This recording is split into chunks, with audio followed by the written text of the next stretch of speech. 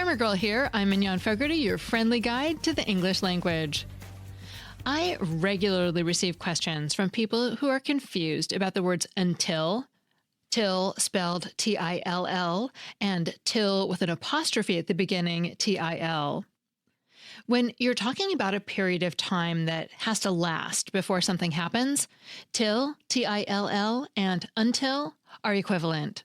Don't believe it? Check a dictionary. Some sources say that until sometimes has a more formal sound than till, but often the two words are just interchangeable. Here are two examples. We spun in circles until we were dizzy. We ran till we were breathless. And till, T-I-L-L, isn't a contraction of until either. They are two separate words, and till actually came first. It's the older word, first used in the 12th century. People didn't start using until the 13th century.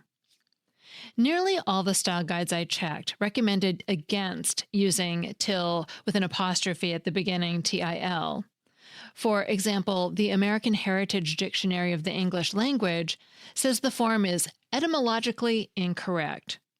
The Chicago Manual of Style says it should not be written T-I-L with an apostrophe, and Garner's Modern English Usage calls it incorrect with no literary history. In fact, Garner says people didn't even start thinking till with an apostrophe was okay until the 1980s, so it's quite a recent thing. Many style guides also go out of their way to emphasize that till, T-I-L-L, is fine, which is often a clue that at some point people said it wasn't. And given that I've had to answer questions about disputes over the word, I think that if you want to completely avoid controversy, it's safest to stick with until. But I'll do my part and say there's absolutely nothing wrong with till. Now, one final interesting thing is the etymology of till. We've been talking about the preposition and conjunction, but of course it's also a verb that means to work dirt, as in to till the land, and a noun that means a box or drawer that holds money, as in put your money in the cash register till. You might think that these words all came from the same place, since they're all spelled the same, but they don't. According to the Online Etymology Dictionary, all three have completely different origins.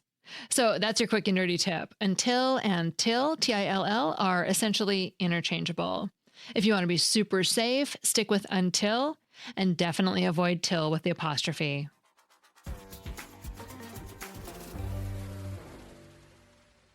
This next piece originally appeared in Knowable magazine. Listen carefully to a spoken conversation, and you'll notice that the speakers use a lot of little quasi-words. Huh? And the like, that don't convey any information about the topic of the conversation itself. For many decades, linguists regarded such utterances as largely irrelevant noise, the flotsam and jetsam that accumulate on the margins of language when speakers aren't as articulate as they'd like to be.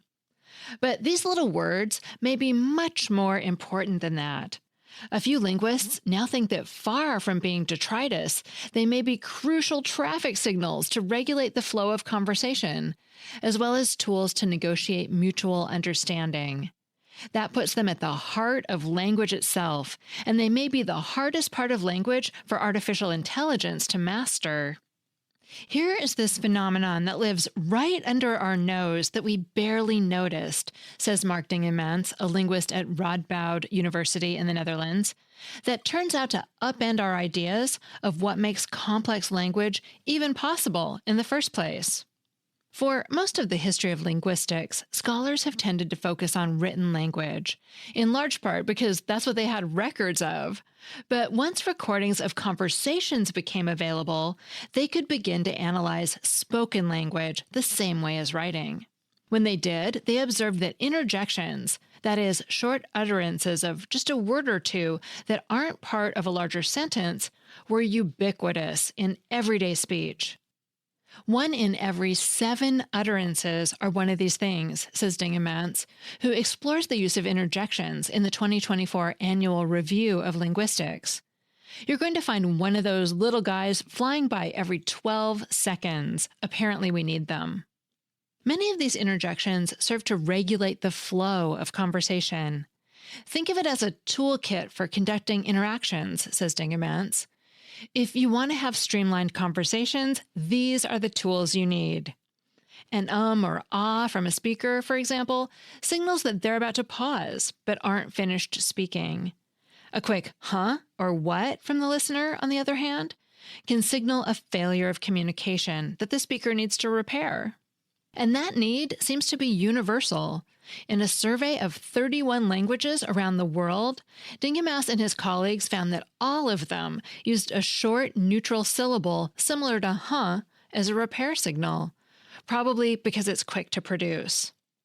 In that moment of difficulty, you're going to need the simplest possible question word, and that's what huh is, says Dingemans. We think all societies will stumble on this for the same reason. Other interjections serve as what some linguists call continuers, such as signals from listeners that they're paying attention and that the speaker should keep going. Once again, the form of the word is well suited to its function because is made with a closed mouth. It's clear that the signaler doesn't intend to speak. Sign languages often handle continuers differently, but then again, two people signing at the same time can be less disruptive than two people speaking, says Carl Borstel, a linguist at the University of Bergen in Norway. In Swedish Sign Language, for example, listeners often sign yes as a continuer for long stretches. But to keep this continuer unobtrusive, the sender tends to hold their hands lower than usual. Different interjections can send slightly different signals. Consider, for example, one person describing to another how to build a piece of IKEA furniture, says Alison Nguyen, a psycholinguist at Illinois State University. In such a conversation, might indicate that the speaker should continue explaining the current step, while yeah or okay could imply that the listener is done with that step and it's time to move on to the next.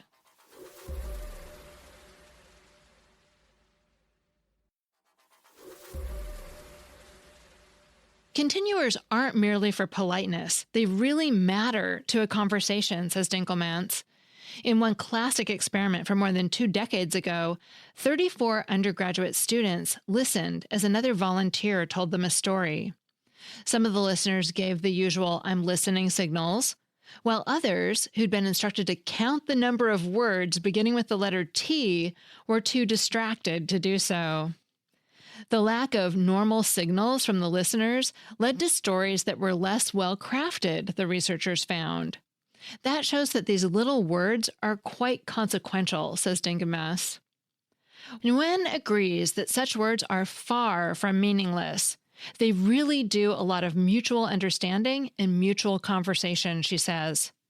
She's now working to see if emojis serve similar functions in text conversations. The role of interjections goes even deeper than regulating the flow of conversation. Interjections also help in negotiating the ground rules of a conversation. Every time two people converse, they need to establish understanding of where each is coming from, what each participant knows to begin with, what they think the other person knows, and how much detail they want to hear. Much of this work, what linguists call grounding, is carried out by interjections. If I'm telling you a story and you say something like, "Wow," I might find that encouraging and add more detail, says Nguyen. But if you do something like, I'm going to assume you aren't interested in more detail. A key part of grounding is working out what each participant thinks about the other's knowledge, says Martina Wilczko, a theoretical linguist at the Catalan Institute for Research in Advanced Studies in Barcelona, Spain. Some languages, like Mandarin, explicitly differentiate between "I'm telling you something you didn't know" and "I'm telling you something that I think you already knew." In English, that task falls largely on interjections. One of Wilczko's favorite examples is the Canadian "eh?" If I tell you you have a new dog, I'm usually not telling you stuff you don't know, so it's weird for me to tell you, she says. But "you have a new dog, eh?" eliminates the weirdness by flagging the statement as news to the speaker, not the listener. Other interjections can indicate that the speaker knows they're not really giving the other participant what they sought. If you ask me what the weather's like in Barcelona, I can say, well, I haven't been outside yet, says Wiltschko. The well is an acknowledgement that she's not quite answering the question. Wiltschko and her students have now examined more than 20 languages, and every one of them uses little words for negotiations like these. I haven't found a language that doesn't do these three general things: what I know, what I think you know, and turn-taking, she says. They are key to regulating conversations. She adds, we're building common ground, and we're taking turns. Details like these aren't just arcana for linguists to obsess over. Using interjections properly is a key part of sounding fluent in speaking a second language, notes Wiltschko, but language teachers often ignore them. When it comes to language teaching, you get points deducted for using ums and uhs because you're not fluent, she says. But native speakers use them because it helps. They should be taught. Artificial intelligence, too, can struggle to use interjections well, she notes, making them the best way to distinguish between a computer and a real human. And we'll talk about that in a minute. And interjections also provide a window to interpersonal relationships. These little markers say so much about what you think, she says, and they're harder to control than the actual content. Maybe couples therapists, for example, would find that interjections afford useful insights into how their clients regard one another and how they negotiate power in a conversation.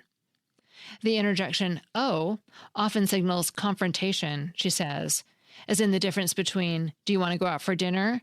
And, oh, so now you want to go out for dinner? Indeed, these little words go right to the heart of language and what it's for. Language exists because we need to interact with one another, says Borstel.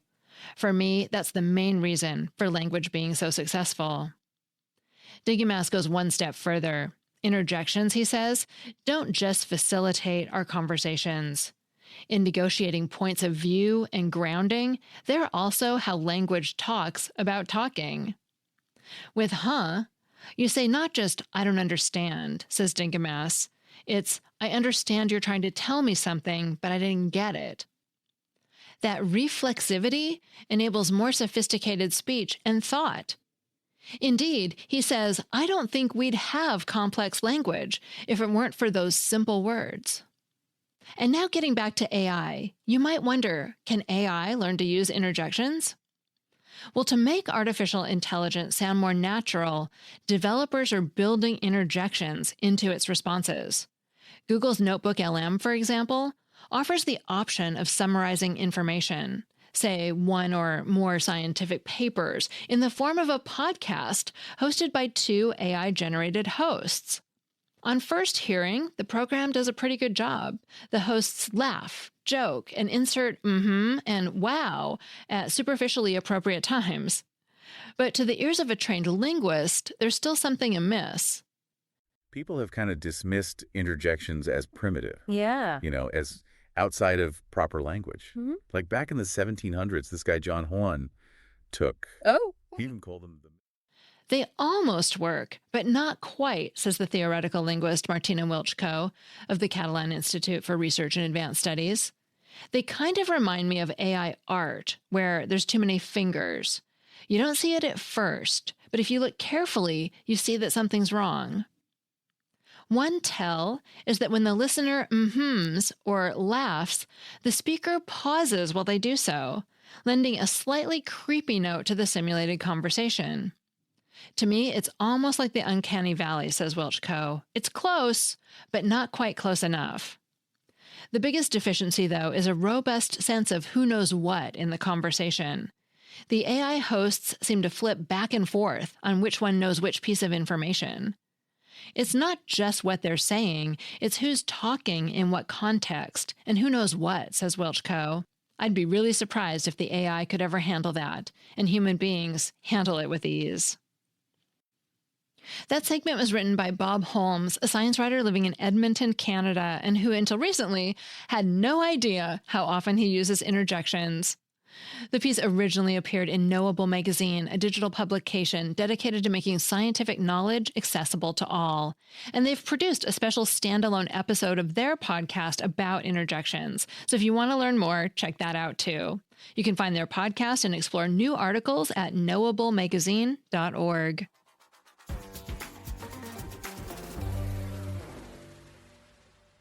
Finally, I have a friend-elect and fam-elect story from Katie. Hi, Grammar Girl. This is Mrs. Katie West of West Seattle. And my call today is both a fam-elect and a friend-elect. I'm going to start with my friend-elect because I love the heck out of my best friend, who is the mother of my nephew, Aiden. Her name is Fissy Ray.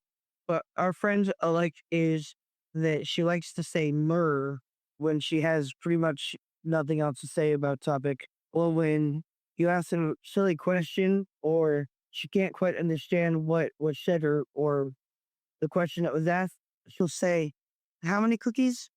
So those are the words that I love the most. And then my favorite is that my mom and my brothers would always make fun of me because I'm extremely emotional when it comes to like watching movies that have, subjects that are very catchy for somebody who's empathic. And as soon as they would see me start to cheer up, they would go, "Oh, cheer, cheer, cry, cry." And that became a thing that we ended up saying to anybody, and that kind of reason to fry for, well, here's no very good reason at all. Anyways, have a great day. Thanks, Katie. I love "how many cookies." It's such a non sequitur. If you want to share the story of your fam-elect, a word or phrase that you only use with your friends or family, leave a message on the voicemail line at 833-214-GIRL or leave a voice message on WhatsApp. And if you want that number or link later, you can always find them in the show notes. Grammar Girl is a quick and dirty tips podcast. Thanks to Davina Tomlin in marketing, Dan Feyerabend in audio, Morgan Christensen in advertising, Brandon Getchus, director of podcasts, Holly Hutchings in digital operations, and Nat Hoops in marketing, who almost fell off the Grand Canyon when he was 14. Yikes. And I'm Mignon Fogarty, better known as Grammar Girl, and author of the tip-a-day book, The Grammar Daily. That's all. Thanks for listening.